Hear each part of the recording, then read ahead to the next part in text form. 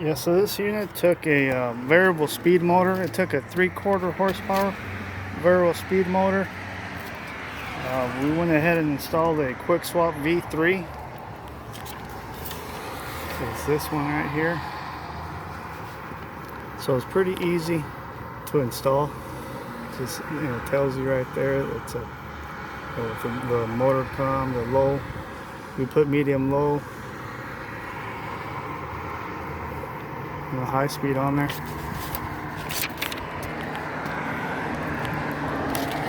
And then you got your 16-pin connector. It just goes in there.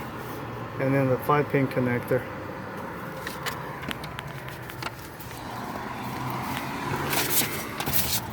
Pretty easy to install. So this is a 3/4 horsepower, like I said. Shows right there the configuration switch number and position. So that's that right here.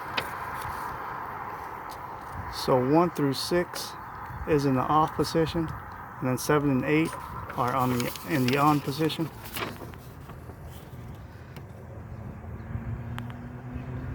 Right there, if you see the 3/4 horsepower for this unit, and also for the 5-pin, it goes down there. 5-pin connector.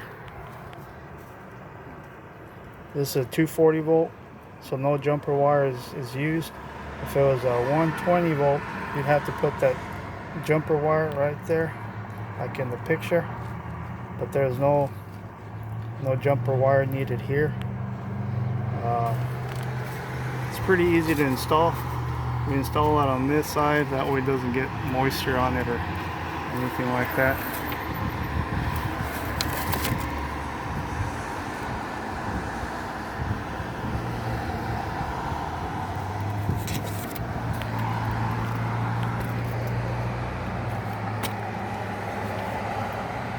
Regular PSC motor with 3/4 horsepower. Actually, this is a rescue motor. Go ahead and hold this.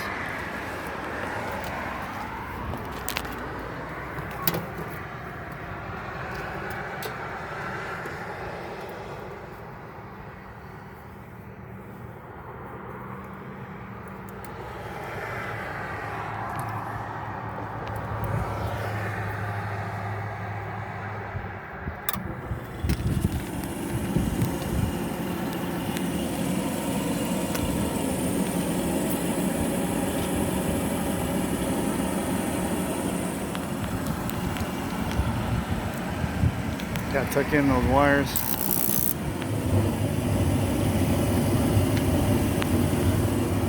Burners came on.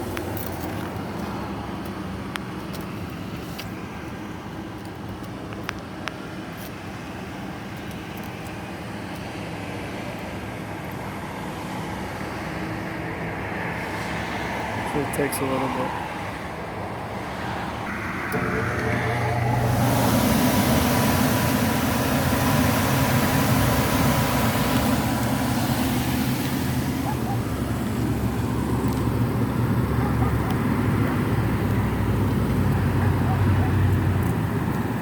Right now it's showing that it's at high speed. That's probably because I have the panel open.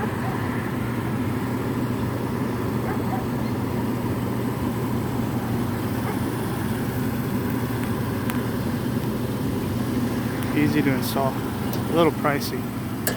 I think last year was like 200. Now I got it for like 295. Yeah, thanks for watching. Any questions, comment down below. Thank you.